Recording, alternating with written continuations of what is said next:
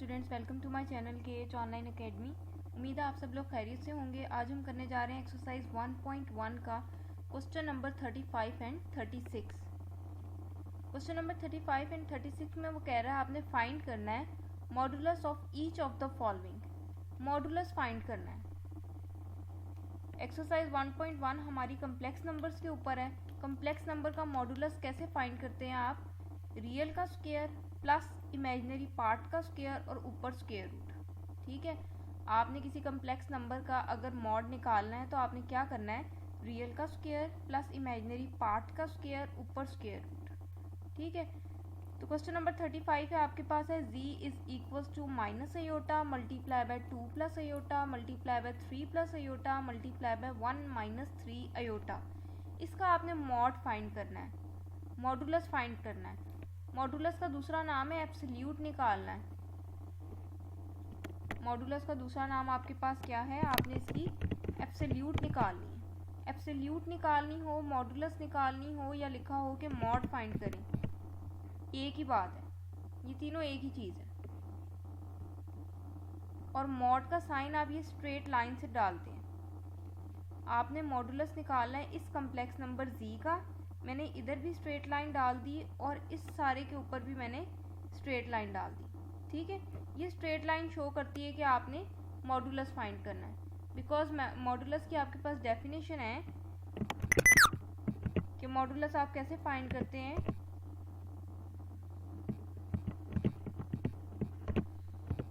ठीक है, किसी कम्प्लेक्स नंबर का मॉड आपने फाइंड करना है तो आप कैसे लिखते हो उसको? Absolute value of z is equals to absolute value of a plus b iota. ठीक है, और एब्सोल्यूट निकालते कैसे हैं या मॉडुलस निकालते कैसे हैं? आप करते हो स्क्वायर रूट ऑफ रियल का स्क्वायर प्लस इमेजिनरी पार्ट का स्क्वायर। आपका इमेजिनरी पार्ट b है, अयोटा नहीं साथ डालना। मॉडुलस लेते हुए आपने रियल पार्ट का स्क्वायर लेना है और इमेजिनरी पार्ट का स्क्वायर लेना है। जिस नंबर के साथ अयोटा लिखा है वो आपका इमेजिनरी पार्ट है। ठीक है, आपने इमेजिनरी पार्ट सिर्फ देखना है। अयोटा आपको ये बता रहा है कि अयोटा के साथ लिखा गया नंबर आपका इमेजिनरी पार्ट है। आपने यहाँ पर अयोटा को नहीं साथ लिखना। ठीक हो गया? तो देखें जी, आपने मॉडुलस निकालना था इनका। मैंने मॉड इधर भी लगा दिया, मॉड मैंने इधर भी लगा दिया। उसके बाद मल्टीप्लिकेशन में आपके पास और डिवीजन में मॉड सेपरेट हो जाता है। मल्टीप्लिकेशन में और डिवीजन में मॉड सेपरेट हो जाता है। आपके पास मॉड इस पूरी टर्म के ऊपर है, इसका मतलब मॉड आपका इस टर्म के ऊपर भी है, मॉड आपका इस टर्म के ऊपर भी है, मॉड आपका इस टर्म के ऊपर भी है, मॉड आपका इस टर्म के ऊपर भी है। ठीक है, ये मेरे पास 1 2 3 4 टर्म्स थी। 4 टर्म्स के ऊपर मैंने अलग अलग एब्सोल्यूट लगा दी, अलग अलग मैंने मॉड लगा दिया।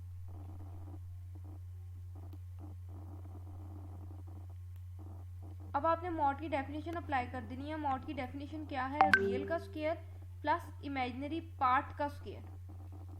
तो अगर आप यहाँ देखो, आपका रियल पार्ट नहीं है यहाँ पे कोई भी। अगर रियल पार्ट कोई नहीं है इसका मतलब रियल पार्ट क्या है? 0। ठीक है, रियल पार्ट आपका यहाँ पे 0 है और इमेजिनरी पार्ट आपके पास -1 है। ये माइनस और 1, -1 आपके पास आपका इमेजिनरी पार्ट है। आपके पास 0 माइनस अयोटा है, यहाँ रियल पार्ट आपके पास 0 है और इमेजिनरी पार्ट आपके पास -1 है।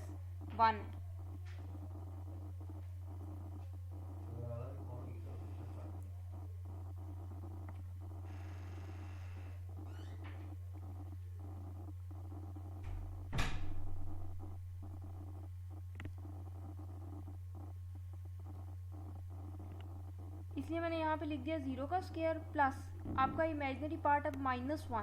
ठीक है, अयोटा के साथ जो नंबर लिखा होता है वो आपका इमेजिनरी पार्ट है। यहाँ अयोटा के साथ नंबर कोई नहीं है, इसका मतलब इसका कोफिशिएंट क्या है? 1। ठीक है, अयोटा का कोफिशिएंट क्या है? 1। तो यहाँ पे आ जाएगा 0 का स्क्वायर प्लस -1 का स्क्वायर। माइनस आपने यहाँ सेंटर में नहीं डालना, माइनस आपका ब्रैकेट के अंदर आएगा, पूरी टर्म के ऊपर बाहर स्क्वायर आना है। ठीक है, फिर यहाँ पे आपका रियल पार्ट 2 है तो आपने 2 का स्क्वायर लिया और यहाँ अयोटा का आपके पास कोफिशिएंट 1 है तो आपने 1 का भी स्क्वायर ले लिया। रियल का स्क्वायर प्लस इमेजिनरी पार्ट का स्क्वायर। आपका इमेजिनरी पार्ट क्या है? यहाँ पे 1 है। ठीक है, तो मैंने लिखा 2 स्क्वायर प्लस 1 स्क्वायर।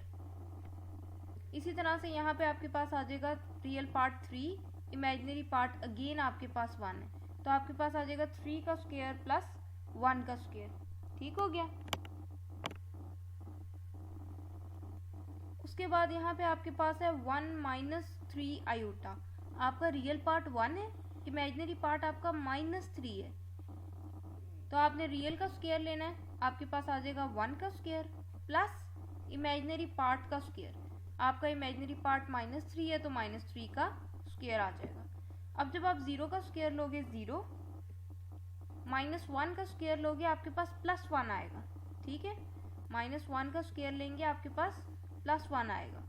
फिर आप 2 का स्क्वायर लेंगे आपके पास आएगा 4, 1 का स्क्वायर लेंगे आपके पास आएगा 1, 3 का स्क्वायर लेंगे आपके पास आएगा 9, 1 का स्क्वायर लेंगे आपके पास आएगा 1, 1 का स्क्वायर लेंगे आपके पास आएगा 1, -3 का जब आप स्क्वायर लेंगे, -3 का स्क्वायर आपके पास आ जाएगा +9।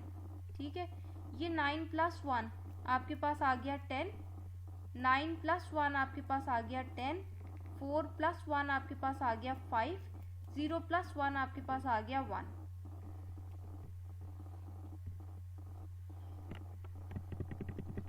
अब आप देखो 1 का स्क्वायर रूट 1, 5 आपके पास किसी नंबर का स्क्वायर रूट नहीं है। ठीक है, तो ये ऐसे ही लिख दिया।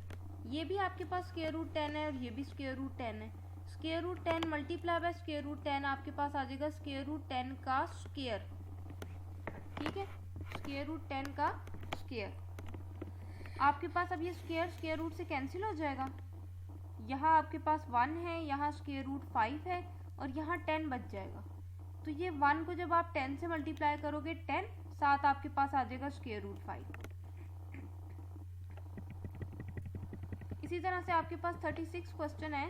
z = 3 + 2 iota -1 + iota 4 + 3 iota. आपने क्या करना है, आपने मॉड अप्लाई कर देना है इस साइड पे भी और इस साइड पे भी, दोनों तरफ मॉड अप्लाई कर दिया। फिर मैंने आपको भी क्वेश्चन नंबर 35 में भी बताया कि मल्टीप्लिकेशन और डिवीजन में मॉड अलग अलग आपके पास हो जाते हैं। ये दो टर्म्स मल्टीप्लाई हो रही हैं, मॉड इस सारे के ऊपर है, इसका मतलब मॉड आपकी इस टर्म के ऊपर भी है, मॉड इस टर्म के ऊपर भी है और मॉड इसके ऊपर भी है। ठीक है, उसके बाद मॉड की डेफिनेशन क्या कहती है, रियल का स्क्वायर प्लस इमेजिनरी का स्क्वायर, 3 का स्क्वायर प्लस 2 का स्क्वायर और ऊपर क्या करना है, स्क्वायर रूट। इसी तरह यहाँ पे रियल का स्क्वायर प्लस इमेजिनरी पार्ट का स्क्वायर। इमेजिनरी पार्ट आपके पास यहाँ पे क्या है, 1 है। ठीक है, तो ये आपके पास आ जाएगा -1 का स्क्वायर प्लस 1 का स्क्वायर ऊपर स्क्वायर रूट। इसी तरह नीचे आपके पास आ जाएगा रियल का स्क्वायर। यहाँ आपके पास रियल पार्ट है 4, तो आपके पास आ जाएगा 4 का स्क्वायर। यहाँ इमेजिनरी पार्ट आपके पास 3 है, तो यहाँ आ जाएगा 3 का स्क्वायर और ऊपर आपके पास आ जाएगा स्क्वायर रूट।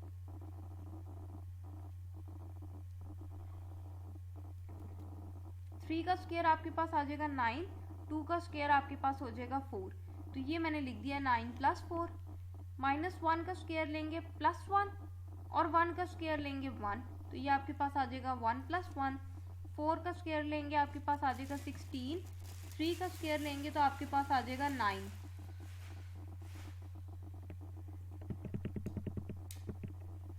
ये 9 + 4 आपके पास बन गया 13, 1 + 1 आपके पास बन गया 2, 16 + 9 आपके पास बन गया 25। ठीक है, अब 25 आपको पता है 5 का स्क्वायर रूट होता है, तो 25 का स्क्वायर रूट लेंगे आपके पास आ जाएगा 5। ऊपर ये भी स्क्वायर रूट में है, ये भी स्क्वायर रूट में, एक ही स्क्वायर रूट में करके 13 × 2 करें तो आपके पास आ जाएगा 26। नेक्स्ट है जी हमारे पास क्वेश्चन नंबर 37। 37 में वो कह रहा है कि let w = 3 iota z - z square and z = x + iota y। w की वैल्यू वो आपको कह रहा है 3 iota z - z square है और z आपके पास x + iota y है।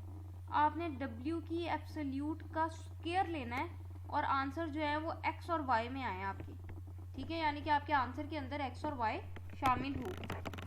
अगर आप यहाँ w में देखो ना तो x y नहीं है आपके पास, लेकिन वो कह रहा है जब आप w की एब्सोल्यूट का स्क्वायर लो तो आंसर आपके पास in terms of x and y आना चाहिए। ठीक है, सबसे पहले तो मैंने लिख लिया w मेरे पास है 3 आयोटा z माइनस z का स्क्वायर। उसके बाद जहाँ जहाँ मेरे पास z आ रहा है वहाँ पे मैंने z की वैल्यू लगा देनी है x प्लस आयोटा y।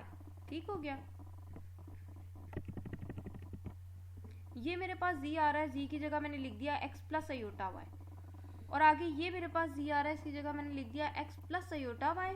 और ऊपर ये जो स्क्वायर है ये यहाँ पे आपके पास वैसे ही आ जाएगा। ठीक है, अब 3 आयोटा आपके पास मल्टीप्लाई हो रहा है x से भी, 3 आयोटा मल्टीप्लाई हो रहा है आयोटा y से भी। 3 आयोटा को जब आप मल्टीप्लाई करेंगे x से आपके पास आ जाएगा 3 आयोटा x। और जब 3 आयोटा को आप मल्टीप्लाई करेंगे आयोटा y से तो एक आयोटा ये है, एक आयोटा ये है, आपके पास आ जाएगा आयोटा का स्क्वायर। तो ये आपके पास बन जाएगा 3 iota into iota iota square और 7y। ठीक हो गया, यहाँ पे आपके पास आ रहा है स्क्वायर, तो आपने होल स्क्वायर का फॉर्मूला ओपन कर देना है। पहली टर्म का स्क्वायर प्लस दूसरी टर्म का स्क्वायर, तो दूसरी टर्म आपकी ये आयोटा y है। दूसरी टर्म का स्क्वायर, जब आप दूसरी टर्म का स्क्वायर लेंगे तो दूसरी टर्म में आयोटा y दोनों आ रहे हैं, तो स्क्वायर आयोटा पे भी आएगा और y पे भी आएगा। फिर 2 इंटू 2 के साथ पहली टर्म और दूसरी टर्म। ठीक है, फॉर्मूला कैसे ओपन करना है, पहली टर्म का स्क्वायर प्लस दूसरी टर्म का स्क्वायर प्लस 2 के साथ पहली टर्म और दूसरी टर्म। ठीक हो गया, उसके बाद आपको पता है कि आपके पास आयोटा स्क्वायर की वैल्यू होती है -1। तो जहाँ जहाँ मेरे पास आयोटा स्क्वायर है मैंने वहाँ वहाँ -1 लगा दिया। इसकी जगह -1 आ जाएगा, ब्रैकेट में लिखना है। ये 3 आयोटा स्क्वायर के साथ मल्टीप्लाई हो रहा है, तो आयोटा स्क्वायर की वैल्यू भी 3 के साथ मल्टीप्लाई होगी। अगर आप 3 - 1 लिख देंगे विदाउट ब्रैकेट तो आप फिर 3 में से 1 को माइनस कर देंगे उसको मल्टीप्लाई करने की बजाय। ठीक है, ब्रैकेट में लिखना है। यहाँ भी आयोटा स्क्वायर है, मैंने -1 लगा दिया, बाकी सारा वैसे ही। अब ये आपके पास आ गया 3 iota x plus minus minus 3 1 ज़ा 3 और y, तो ये मैंने लिख दिया 3y। अब मैं इस ब्रैकेट को ओपन कर रही हूँ और ब्रैकेट के बाहर माइनस है, अंदर वाले सारे साइन चेंज हो जाएंगे। आपके पास ये आ जाएगा -x का स्क्वायर, ये माइनस प्लस माइनस और ये माइनस। ठीक है, minus plus minus minus minus आपके पास प्लस हो जाएगा। y स्क्वायर को 1 से मल्टीप्लाई करेंगे आपके पास आ जाएगा y square, minus plus minus आपके पास आ जाएगा 2x आयोटा y। उसके बाद मैंने क्या किया, मैंने रियल पार्ट एक तरफ कर लिया और इमेजिनरी पार्ट एक तरफ। मतलब मैंने रियल पार्ट वाली टर्म्स पहले लिख ली, इमेजिनरी पार्ट वाली टर्म्स बाद में लिख ली। रियल पार्ट वाली टर्म है मेरे पास -3y माइनस x का स्क्वायर प्लस y का स्क्वायर। रियल पार्ट वाली टर्म्स आपके पास कौन सी होती हैं जिसमें आयोटा ना हो? रियल पार्ट वाली टर्म आपके पास कौन सी होती है जिसमें आयोटा ना हो? तो आपके पास एक ये टर्म है जिसमें आयोटा नहीं है, एक ये टर्म है जिसमें आयोटा नहीं है, एक ये टर्म है जिसमें आयोटा नहीं है। तो आपके पास आ जाएगा -3y माइनस x का स्क्वायर प्लस y का स्क्वायर। और आयोटा वाली टर्म कौन कौन सी है, एक ये है और एक ये है। ठीक है, मैंने आयोटा वाली यहाँ एंड पे लिख दी। अब आयोटा इसमें भी है, आयोटा इसमें भी है, मैंने आयोटा कॉमन कर लिया। आपके पास आ गया 3x माइनस 2xy आयोटा। उसके बाद आपने निकालना क्या है, आपने निकालना है w की एब्सोल्यूट का स्क्वायर। w का मॉडुलस लेना है और उसका स्क्वायर। तो मॉडुलस की क्या डेफिनेशन होती है, रियल पार्ट का स्क्वायर। ये सारा अब आपका रियल पार्ट है, रियल पार्ट का स्क्वायर प्लस इमेजिनरी पार्ट का स्क्वायर। ये इमेजिनरी पार्ट है, ऊपर स्क्वायर रूट आ जाता है। ठीक हो गया, और ये बाहर स्क्वायर जो लगा हुआ है वो मैंने वैसे ही लगा दिया। ये स्क्वायर स्क्वायर रूट से कैंसिल हो गया, आपके पास आ गया -3y minus x square plus y square का square plus 3x minus 2xy का होल स्क्वायर। ठीक है, अब स्क्वायर ओपन करने हैं आपने। स्क्वायर कैसे ओपन करना है, 2 टर्म्स का तो आपको करना आता है, 3 टर्म्स आ जाएंगी तो आपने स्क्वायर कैसे ओपन करना है। 3 टर्म्स हों अगर आपके पास, यानी अगर आपके पास लिखा हो a प्लस बी प्लस सी का स्क्वायर, तो आपने क्या करना है, आपने करना है पहली टर्म का स्क्वायर प्लस दूसरी टर्म का स्क्वायर प्लस तीसरी टर्म का स्क्वायर प्लस 2 के साथ पहली टर्म और दूसरी टर्म 2 के साथ दूसरी टर्म और तीसरी टर्म, 2 के साथ तीसरी टर्म और पहली टर्म। ठीक है, आपने क्या करना है, A square plus B square plus C square, फिर 2 के साथ ए बी, 2 के साथ बी सी और 2 के साथ सी ए। ठीक है, 2 के साथ एक दफ़ा पहली टर्म और दूसरी टर्म, एक दफ़ा दूसरी टर्म और तीसरी टर्म, एक दफ़ा तीसरी टर्म और पहली टर्म। ठीक है, यहाँ पे आपकी पहली टर्म ये है, दूसरी टर्म आपके पास x का स्क्वायर है और तीसरी टर्म आपके पास y का स्क्वायर है। ठीक है, तो मैंने ऐसे ही किया है, मैंने किया पहली टर्म का स्क्वायर प्लस दूसरी टर्म मेरे पास माइनस एक्स का स्क्वायर है, दूसरी टर्म का स्क्वायर, फिर प्लस तीसरी टर्म का स्क्वायर। ठीक है, फिर मैंने डाला प्लस 2 के साथ पहली टर्म दूसरी टर्म साइन के साथ, पहली टर्म -3y है, दूसरी टर्म माइनस एक्स का स्क्वायर है। ठीक है, मैंने लिखा 2 के साथ पहली टर्म दूसरी टर्म, फिर 2 के साथ दूसरी टर्म तीसरी टर्म, फिर 2 के साथ तीसरी टर्म और पहली टर्म। ठीक है, पहले 2 के साथ लिखी पहली टर्म दूसरी टर्म, फिर दूसरी टर्म तीसरी टर्म, फिर तीसरी टर्म पहली टर्म। मैं इस कंफ्यूजन में पड़ी ही नहीं कि यहाँ मैं प्लस डालूँ 2 के साथ के माइनस। मेरे पास ए बी सी यानी मेरी पहली दूसरी तीसरी टर्म के साथ जो जो साइन थे मैंने वो साइन उसके साथ ही डाल दिए। ठीक हो गया। अब जब आप यहाँ स्क्वायर ओपन करोगे, बीच में माइनस है, a माइनस बी का होल स्क्वायर आपको पता है कैसे खोलते हैं। यहाँ पे आपके पास है 3x माइनस 2xy का स्क्वायर। कैसे स्क्वायर खोलेंगे, पहली टर्म का स्क्वायर प्लस दूसरी टर्म का स्क्वायर, सेंटर में अगर माइनस हो तो हम -2ab लिखते हैं, सेंटर में अगर प्लस हो तो हम +2ab लिखते हैं। अब आपने यहाँ a b नहीं लिख देना, a से मुराद है पहली टर्म, b से मुराद है दूसरी टर्म। तो यहाँ आपकी पहली टर्म 3x है और दूसरी टर्म आपकी 2xy है। ठीक हो गया, तो मैंने लिखा 3x इंटू 2xy। अब आप जब -3 का स्क्वायर लोगे आपके पास आ जाएगा 9, और जब आप y का स्क्वायर लोगे आपके पास आ जाएगा 9y का स्क्वायर। ठीक है, -x स्क्वायर का स्क्वायर लेंगे जब नेगेटिव हो ब्रैकेट के अंदर और पावर इवन हो, ब्रैकेट के अंदर नेगेटिव हो पावर इवन हो तो आपके पास आंसर प्लस में आता है, और x स्क्वायर का स्क्वायर आपके पास हो जाएगी x की 4। इसी तरह जब आप y स्क्वायर का स्क्वायर लेंगे आपके पास आ जाएगी y की 4। ठीक हो गया, ये माइनस माइनस प्लस 2 3 ज़ा 6y(x) का स्क्वायर, तो ये आपके पास आ जाएगा 6y(x) का square plus minus minus 2x square y square. ठीक है, ये मैंने लिख दिया -2x square y square plus minus minus 2 3 ज़ा 6y स्क्वायर, और y आपके पास हो जाएगा y क्यूब। फिर आपके पास है 3x का स्क्वायर। अब ये जो स्क्वायर है ये 3 पे भी है और x पे भी है। जब आप 3 का स्क्वायर लेंगे आपके पास आ जाएगा 9, जब आप x का स्क्वायर डालेंगे तो आपके पास ये बन जाएगा 9x का स्क्वायर। बिल्कुल इसी तरह ये आपके पास लिखा हुआ है 2xy का स्क्वायर, तो ये जो स्क्वायर है आपके पास ये 2 पे भी है, x पे भी है और y पे भी है। तो जब आप 2 का स्क्वायर लेंगे आपके पास आ जाएगा 4x का स्क्वायर और y का स्क्वायर। ठीक हो गया। अब ये माइनस 2 3 ज़ा 6 6 2 ज़ा 12, एक x ये है और एक x ये है, आपके पास हो जाएगा x का स्क्वायर और साथ आ जाएगा y।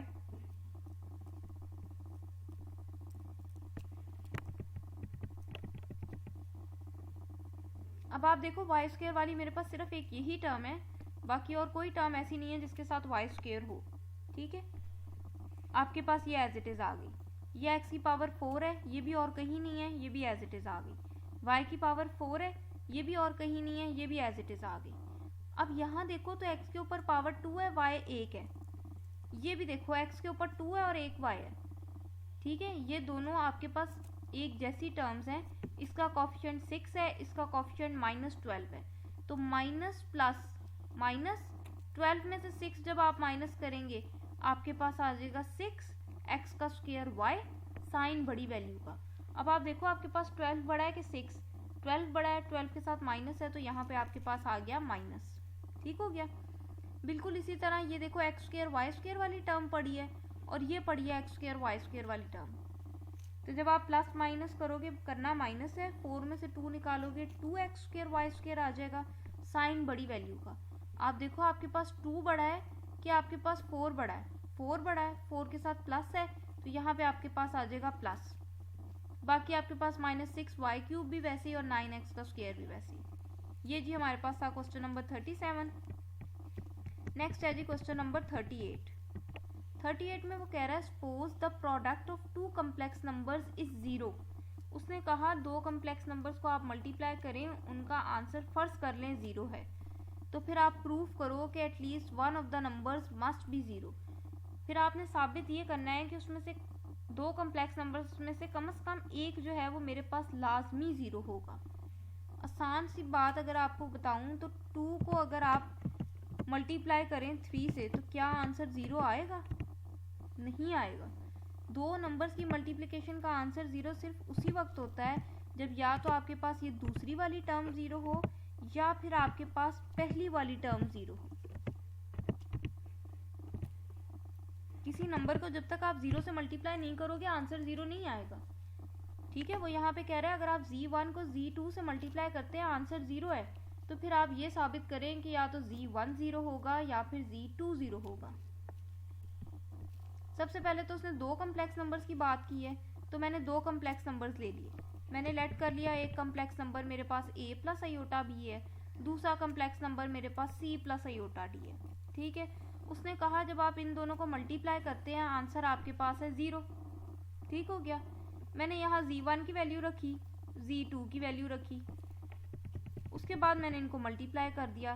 पहले a को मल्टीप्लाई करना है c से भी और a को मल्टीप्लाई करना है आयोटा d से भी। ठीक है, तो जब a को मल्टीप्लाई करूँगी c से मेरे पास आ जाएगा ac। जब a को मल्टीप्लाई करूँगी आयोटा d से मेरे पास आ जाएगा ad आयोटा। a को कर दिया दोनों से, अब a को छोड़ दें। अब आपने आयोटा b को करना है, आयोटा b को करना है c से भी, आयोटा b को करना है आयोटा d से भी। आयोटा b को जब आप करेंगे c से आपके पास आ जाएगा bc आयोटा, और आयोटा b को जब आप करेंगे आयोटा d से तो आयोटा और आयोटा, आयोटा का स्क्वायर साथ आपके पास b और d आ जाएगा, तो मैंने लिखा है bd आयोटा का स्क्वायर। उसके बाद आपको पता है आयोटा स्क्वायर की वैल्यू -1, यहाँ मेरे पास आयोटा स्क्वायर आ रहा था, मैंने उसकी जगह -1 लगा दिया। फिर ये प्लस माइनस माइनस bd को 1 से मल्टीप्लाई करेंगे आपके पास आ जाएगा bd। बाकी मैंने कुछ नहीं किया, बाकी सारा वैसे ही लिखा रहा है। अब आप देखो इसमें आपका एक रियल पार्ट ये है ac और एक रियल पार्ट ये है -bd। मैंने क्या किया, आयोटा के बगैर वाली टर्म्स को मैंने पहले लिख लिया और आयोटा वाली टर्म्स को मैंने बाद में लिख लिया। आयोटा इधर भी है, आयोटा इधर भी है, मैंने आयोटा कॉमन कर लिया। अंदर आपके पास रह गया ad प्लस bc और ये बराबर है 0 के। ठीक है, ये बराबर है 0 के। अब आपको पता है कि ये एक कम्प्लेक्स नंबर है। ठीक है, कैसे मुझे पता है एक कम्प्लेक्स नंबर है? क्योंकि इसका रियल पार्ट भी है और इसका इमेजिनरी पार्ट भी है। आपके पास नंबर कम्प्लेक्स तभी होता है जब आपके पास रियल और इमेजिनरी पार्ट हो। ठीक है, ये कम्प्लेक्स नंबर इक्वल आ रहा है 0 के। आपने डेफिनेशन पढ़ी थी कि 2 कम्प्लेक्स नंबर इक्वल होते हैं अगर उसका रियल पार्ट रियल के इक्वल हो, इमेजिनरी पार्ट इमेजिनरी के इक्वल हो। ठीक है, यानी कि ये कम्प्लेक्स नंबर इक्वल होगा इसके अगर इसका रियल पार्ट इसके रियल के बराबर हो, इसका इमेजिनरी पार्ट इसके बराबर हो। तो यहाँ मुझे इमेजिनरी पार्ट चाहिए था। ठीक है, तो इमेजिनरी पार्ट नहीं है मेरे पास, तो मैंने क्या कर दिया, उसको मैंने लिख दिया 0 आयोटा। ठीक है, उसके बाद मैंने कंपेयर कर लिया रियल पार्ट दोनों साइड से। यहाँ से रियल पार्ट है ac माइनस bd, यहाँ से रियल पार्ट आपके पास है 0। यहाँ से फिर मैंने इमेजिनरी पार्ट कंपेयर किया, यहाँ पे imaginary part ad plus bc है और यहाँ पे आपके पास इमेजिनरी पार्ट है 0। ये मेरे पास 2 इक्वेशंस आ गई। मैंने इन दोनों इक्वेशंस को सॉल्व करना है। अब अगर आप देखो तो यहाँ a है, यहाँ भी a है, यहाँ c आ रहा है, यहाँ d आ रहा है। अगर मैं पहली इक्वेशन को d से मल्टीप्लाई कर दूँ, अपनी पहली इक्वेशन को अगर मैं d से मल्टीप्लाई कर दूँ पूरी इक्वेशन को, और दूसरी वाली को अगर मैं c से मल्टीप्लाई कर दूँ, तो क्या मेरे पास पहली टर्म सेम हो जाएगी? ये c जब ad से मल्टीप्लाई होगा आपके पास बन जाएगा adc, और यहाँ पे जब d ac से मल्टीप्लाई होगा तो आपके पास बन जाएगा acd। देखो सेम हो गया ना, ए सी और डी इधर पड़ा है, इधर भी ए सी और डी पड़ा है, ठीक है। तो मैंने क्या किया, ऊपर वाली को डी से मल्टीप्लाई कर दिया, नीचे वाली को सी से मल्टीप्लाई कर दिया। ये जब डी आप ए सी से मल्टीप्लाई करेंगे आपके पास आ जाएगा ए सी डी। जब इस डी को आप माइनस बी डी से करेंगे तो एक डी ये पड़ा है और एक डी ये है, तो ये आपके पास माइनस बी डी का स्क्वायर हो जाएगा। इसी तरह जब आप सी को ए डी से मल्टीप्लाई करेंगे आपके पास ए डी सी आ जाएगा, और जब आप इस सी को बी सी से मल्टीप्लाई करेंगे आपके पास बी सी स्क्वायर आ जाएगा, ठीक है। उसके बाद ये भी प्लस का है, ये भी प्लस का है। मैंने क्या करना है कि मेरा एक चीज़ कैंसिल आउट हो जाए, ठीक है। तो कैंसिल नहीं हो रही, फिर मुझे क्या करना पड़ा, साइन चेंज करने पड़े। इसको मैंने माइनस का कर दिया, ये प्लस का था, इसको भी मैंने माइनस का कर दिया। अब जो आपने साइन चेंज किया, आपने वो वाला साइन देखना है, जो यहाँ पहले से मौजूद साइन था उसको नहीं आपने देखना, ठीक है। ऊपर वाले के साथ प्लस का साइन है, नीचे वाले के साथ अब माइनस का साइन है, दोनों टर्म सेम है। जब आप माइनस करेंगे ये कैंसिल हो जाएंगे। यहाँ पे आपके पास आ रहा है माइनस बी डी का स्क्वायर और माइनस बी सी का स्क्वायर। ये प्लस अब आपने भूल जाना है जब आपने साइन चेंज किया तो, ठीक हो गया। उसके बाद मैंने यहाँ से माइनस बी कॉमन किया। जब मैंने माइनस बी कॉमन किया, अंदर आपके पास रह गया डी स्क्वायर। जब आप माइनस कॉमन करते हैं ये वाला साइन चेंज हो जाएगा, आपके पास प्लस आ जाएगा। ये बी मैं कॉमन कर चुकी हूँ, यहाँ मेरे पास रह जाएगा सी का स्क्वायर। अब minus B D square plus C square बराबर है 0 के। ये दो टर्म्स आपस में मल्टीप्लाई हो रही हैं, आंसर 0 है। इसका मतलब या तो मेरे पास पहली 0 के बराबर है या मेरे पास दूसरी 0 के बराबर है। अब आप सोच रहे होंगे ये माइनस कहाँ गया, इस माइनस को जब आप दूसरी तरफ लेके जाओगे तो वो 0 ही हो जाएगा, ठीक हो गया। यहाँ से आपके पास b 0 आ गया और आपके पास D square plus C square 0 आ गया, ठीक है। मैंने क्या किया, मैंने b की वैल्यू अपनी पहली इक्वेशन में लगा दी। ये थी मेरी पहली equation, A C minus B D is equals to 0। यहाँ पे मैंने b की वैल्यू लगाई ये वाली 0, ठीक है। तो मेरे पास ए सी माइनस बी डी था, b की जगह मैंने 0 लगा दिया। 0 को मैंने d से मल्टीप्लाई किया 0, ए सी माइनस 0 करेंगे ए सी। अब ए सी बराबर आ रहा है 0 के। अब फिर a और c मल्टीप्लाई हो रहे हैं, दो टर्म्स की मल्टीप्लिकेशन अगर 0 आ रही है तो या तो आपके पास पहली 0 के बराबर है या आपके पास दूसरी 0 के बराबर है। तो देखो यहाँ से a भी 0 आ गया, c भी 0 आ गया, ठीक है। अब आप देख लो, एक कम्प्लेक्स नंबर आपने a प्लस बी आयोटा लिया था, a भी 0 आ गया, b भी 0 आ गया, अगर तो आपका z1 तो 0 हो गया। यही आपने प्रूफ करना था कि एटलीस्ट एक कम्प्लेक्स नंबर आपके पास 0 आना चाहिए। अगर आप कहते हैं z1 नहीं मुझे z2 0 चाहिए, तो आप देखो यहाँ से c 0 आ गया है, ठीक है। c की वैल्यू यहाँ लगा दो, ये आपके पास आ जाएगा डी स्क्वायर प्लस 0 का स्क्वायर, ठीक है। ये मैंने लिख दिया डी स्क्वायर प्लस 0 का स्क्वायर, 0 का स्क्वायर 0, 0 प्लस डी स्क्वायर, ठीक है। तो ये आपके पास आ गया D square is equals to 0। D की वैल्यू चाहिए, इधर भी स्क्वायर रूट ले लो, इधर भी स्क्वायर रूट ले लो, तो आपके पास डी की वैल्यू भी 0 आ जाएगी, ठीक हो गया। नेक्स्ट है जी आपके पास 39। Let z1 z2 are two complex numbers then show that.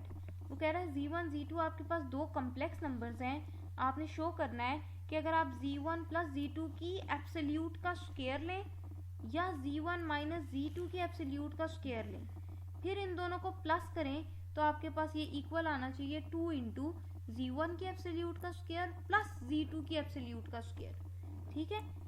इस आइडेंटिटी को हम कहते हैं पैरेललोग्राम लॉ। इस आइडेंटिटी का नाम है पैरेललोग्राम लॉ, ठीक है। तो चलेंगे इसको प्रूफ करते हैं। लेफ्ट हैंड साइड लेके चलेंगे और आपने राइट हैंड साइड पे पहुंचना है। आपके पास है z1 प्लस z2 का स्क्वायर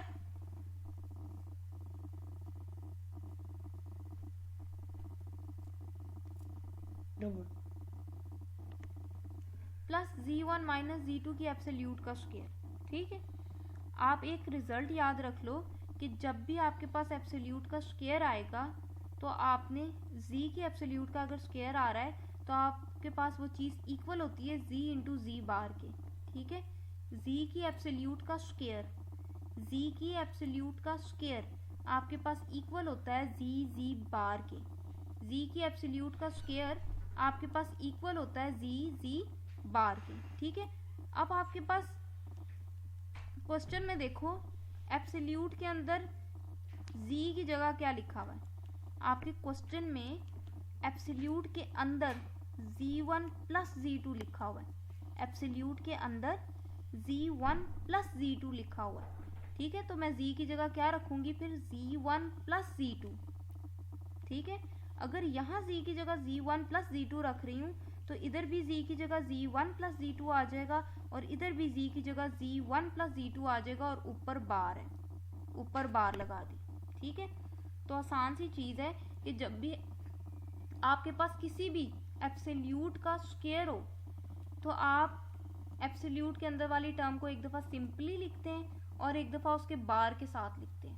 ठीक है, तो इस प्रॉपर्टी को यूज़ करते हुए मैंने पहली इक्वेशन को लिखा z1 प्लस z2 की एब्सोल्यूट का स्क्वायर मेरे पास इक्वल आया है z1 plus z2, z1 plus z2 का बार। मैंने लिख दिया z1 plus z2, z1 plus z2 का बार। फिर आगे प्लस डला हुआ है, इधर मैंने प्लस डाल दिया।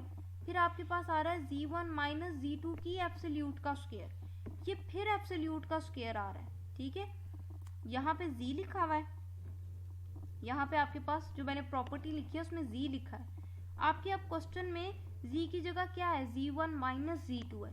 ठीक है, तो जब आप यहाँ पे z1 माइनस z2 की एब्सोल्यूट का स्क्वायर लिखेंगे, z की जगह अगर आप z1 माइनस z2 लिखेंगे तो यहाँ भी z की जगह z1 माइनस z2 आ जाएगा और यहाँ भी z की जगह z1 माइनस z2 आ जाएगा। ठीक है, तो आपके पास क्या बनेगा, z1 minus z2, z1 minus z2 का बार। ठीक है, बार यहाँ पे लगा लेते हैं हम, is equals to z1 minus z2 की एब्सोल्यूट का स्क्वायर। ठीक हो गया, ये रिजल्ट मैंने यूज किया।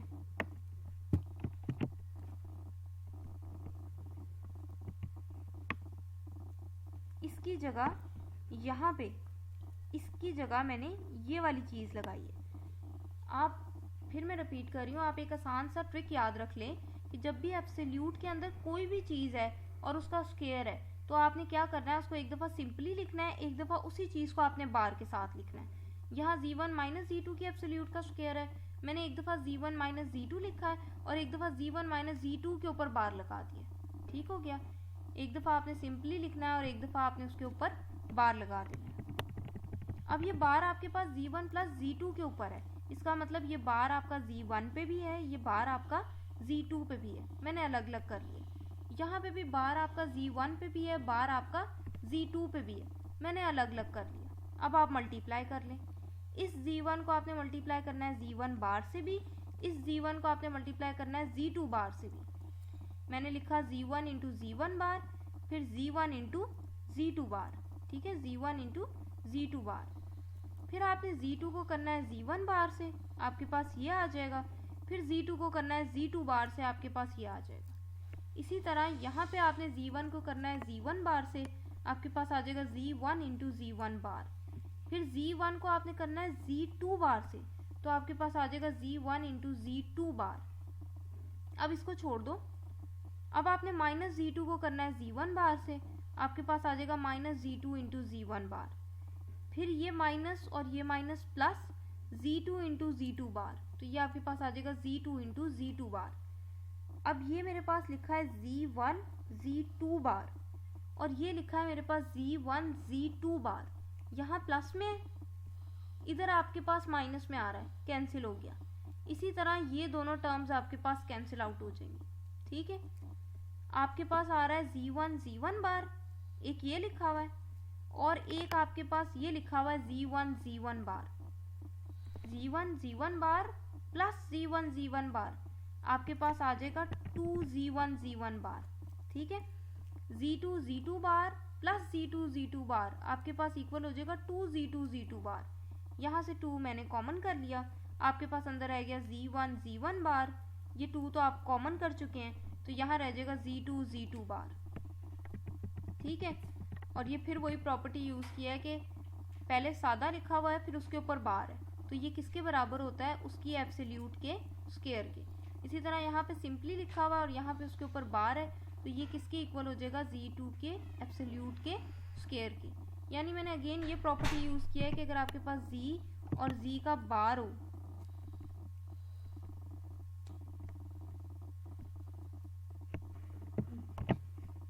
तो ये आपके पास इक्वल होता है एब्सोल्यूट ऑफ z का स्क्वायर।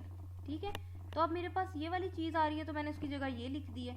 यहाँ z की जगह मेरे पास इधर z1 है तो मैंने z1 लिख दिया है, यहाँ z2 है तो मैंने z2 लिख दिया। ठीक है, और यही आपकी राइट हैंड साइड है। आगे जी नेक्स्ट और लास्ट क्वेश्चन है इस एक्सरसाइज का हमारे पास। आपने शो करना है कि A G plus B over B bar G plus A bar की एब्सोल्यूट 1 की इक्वल आती है अगर आप एब्सोल्यूट ऑफ जी 1 लें तो। यानी कि ये वैल्यू उसने दे दी है और आपने प्रूफ करना है कि आप इसको सॉल्व करो तो आंसर आपके पास 1 आए। ठीक है, इसको सॉल्व करना है, आंसर हमारे पास 1 आना चाहिए और ये गिवन है हमारे पास।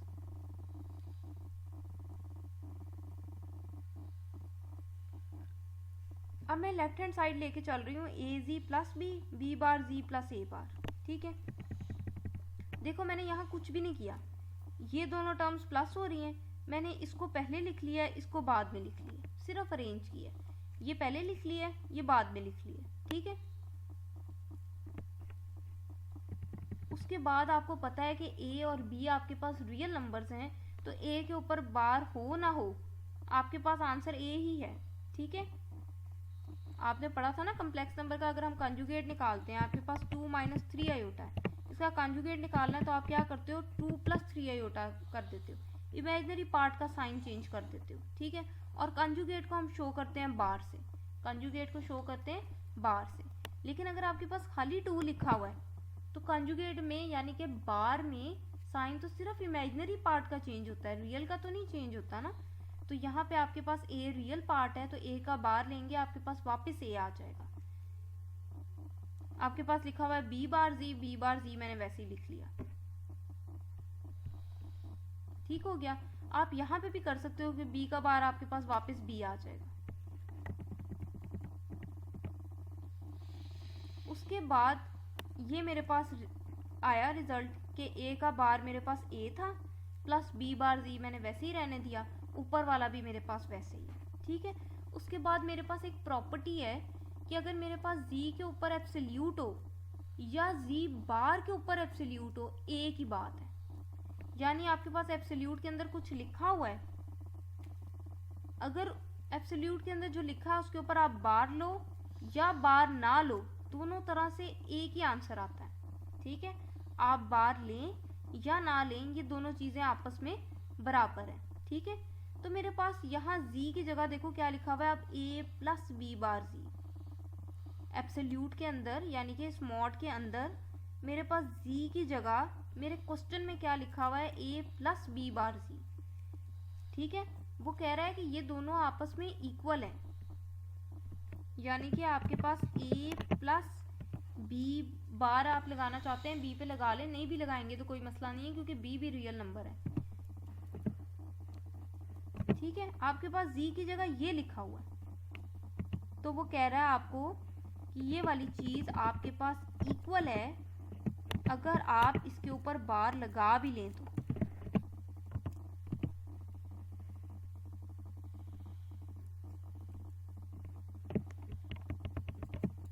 समझ रहे हैं मेरी बात? बस आपके क्वेश्चन में z की जगह ये लिखा हुआ है और ये दोनों आपस में इक्वल है, यानी कि z का एब्सोल्यूट लें या आप z बार का एब्सोल्यूट लें, एक ही बात है। बिल्कुल इसी तरह आप a प्लस बी बार जी का एब्सोल्यूट लें या आप a प्लस बी जी का एब्सोल्यूट लें, एक ही बात है। ठीक है, तो मैंने यहाँ पे बार लगा दी, ये प्रॉपर्टी यूज़ करते हुए मैंने यहाँ पे बार लगा दी।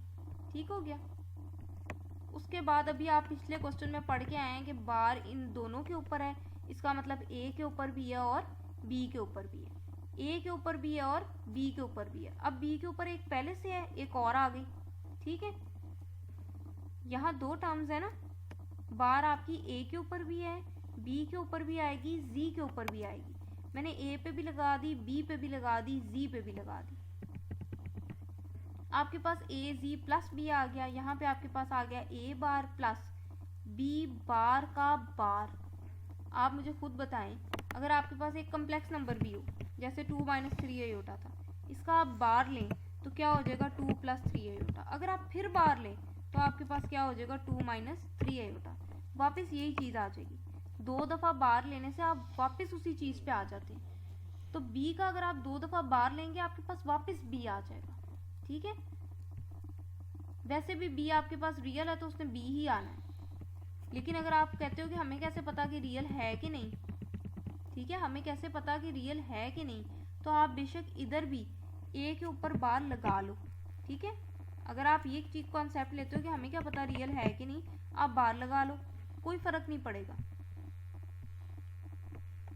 मैं आपको लगा के बता रही हूँ कि क्या होगा। फिर देखो, फिर यहाँ पे बार आएगा और एक बार ऊपर भी है, तो फिर ये ए के ऊपर भी क्या बन जाएगा, डबल बार बन जाएगा। ठीक है, ए के ऊपर भी क्या बन जाएगा, डबल बार बन जाएगा। और मैंने आपको बताया कि जब आप एक दफ़ा बार लोगे साइन चेंज होगा, फिर बार लोगे साइन चेंज होके वो वापस ऊपर वाला ही आ जाएगा। तो जब आप ए का 2 दफ़ा बार लोगे आपके पास वापस ए ही आ जाएगा, और जब आप बी का 2 दफ़ा बार लोगे आपके पास वापस बी ही आ जाएगा। ठीक है, अब आपके पास आ रहा है ए जी प्लस बी और ए प्लस बी जी बार।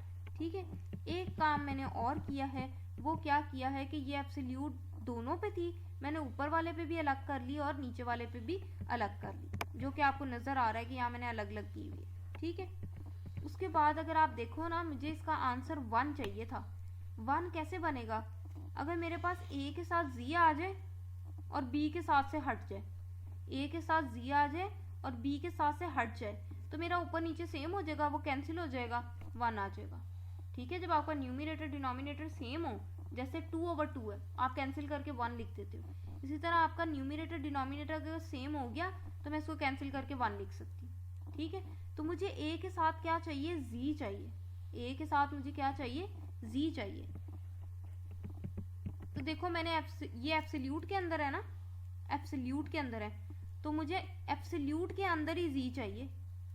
ठीक है, जैसे आपके पास एक चीज़ है √2 और दूसरा आपके पास लिखा हो 3, तो इस 3 को आप √2 के अंदर नहीं घुसा सकते, नहीं घुसा सकते ना। जब दोनों टर्म्स के ऊपर स्क्वायर रूट हो फिर आप एक स्क्वायर रूट में कर लेते हो मल्टीप्लाई करने के लिए। बिल्कुल इसी तरह ये मेरे पास एब्सोल्यूट है, मुझे इसके साथ जी चाहिए ताकि ऊपर नीचे सेम हो जाए, मैं उसे काट सकूं। तो एब्सोल्यूट के अंदर जी चाहिए, इसलिए मैंने एब्सोल्यूट जी से मल्टीप्लाई भी कर दिया, डिवाइड भी कर दिया। ठीक है, अब मुझे नीचे वाले में अंदर चाहिए, ऊपर वाले में तो कुछ नहीं चाहिए, तो ऊपर वाला वैसे ही रखा मैंने, नीचे वाले में ये भी एब्सोल्यूट में, ये भी एब्सोल्यूट में। अभी आप क्वेश्चन करके आए हैं 35 और 36, उसमें आपने देखा कि अगर एक एब्सोल्यूट में हो, मल्टीप्लाई हो रही चीज़ें, तो आप एब्सोल्यूट अलग अलग कर लेते हैं। तो अगर आपके पास मल्टीप्लाई हो रही हैं और एब्सोल्यूट अलग अलग है तो उसको आप एक एब्सोल्यूट में भी तो लिख सकते हैं ना। ठीक है, अगर आप एक एब्सोल्यूट में नीचे वाला लिखेंगे तो आपके पास आ जाएगा जी ए प्लस बी जी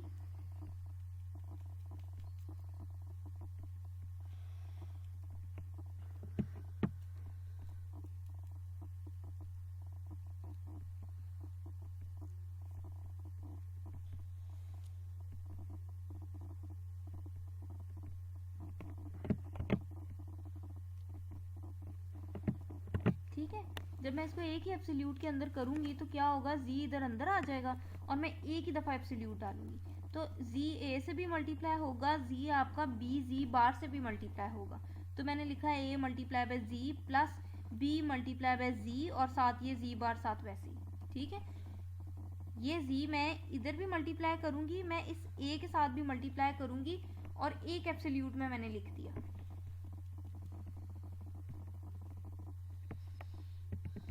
अब ऊपर वाला तो वैसे ही रहा, नीचे आपके पास ए जी बन गया। ठीक है, ए जी बन गया और ये जी जी बार बन गया। अभी आप पढ़ के आए कि जी जी बार जी एब्सोल्यूट का स्क्वायर होता है, ठीक है। अब आपको क्वेश्चन में देखो उसने एक चीज़ बताई हुई थी कि z की एब्सोल्यूट क्या है, 1 है। z की एब्सोल्यूट क्या है, 1 है।